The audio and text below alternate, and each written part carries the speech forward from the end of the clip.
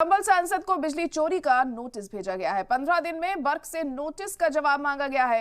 बिजली विभाग के सेक्शन 3 में नोटिस का जवाब ना देने पर संपत्ति कुर्क भी होगी। इंतजामिया के पास गिरफ्तारी का रास्ता खुला है। तो दिक्कतें जियाउर रहमान बर्क की अब बढ़ती हुई नजर आ रही है बिजली चोरी के मामले में, और शिकंजा कसता जा रहा है उन पर। 15 दिन में अब बर्क को नोटिस का जवाब देना होगा, और अगर नोटिस का जवाब नहीं दिया तो और भी सख्त कार्रवाई उन पर हो सकती है। संपत्ति उनकी कुर्क की जा सकती है।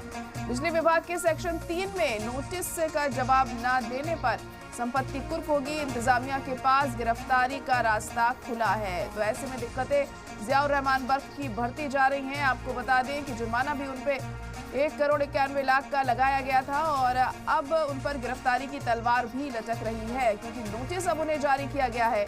और नोटिस का जवाब अगर उन्होंने वक्त पर नहीं दिया तो और भी ज्यादा मुसीबतों का सामना उन्हें करना पड़ सकता है।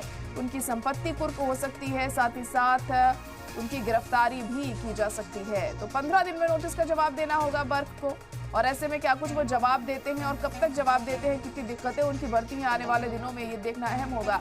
आपको बता दें कि संभल तशद्दुद में जियाउर रहमान बर्क बढ़ चढ़कर उन्होंने अपनी बात रखी थी और कहा था कि किस तरीके से ये जो पूरा मामला है सामने आया है, इसमें इंतजामिया जिम्मेदार है, सरकार जिम्मेदार है। और उसके बाद से ही हम देख रहे हैं कि लगातार अब उन पर शिकंजा भी कसता जा रहा है। उनकी जो दिक्कतें हैं वो भी बढ़ती जा रही हैं।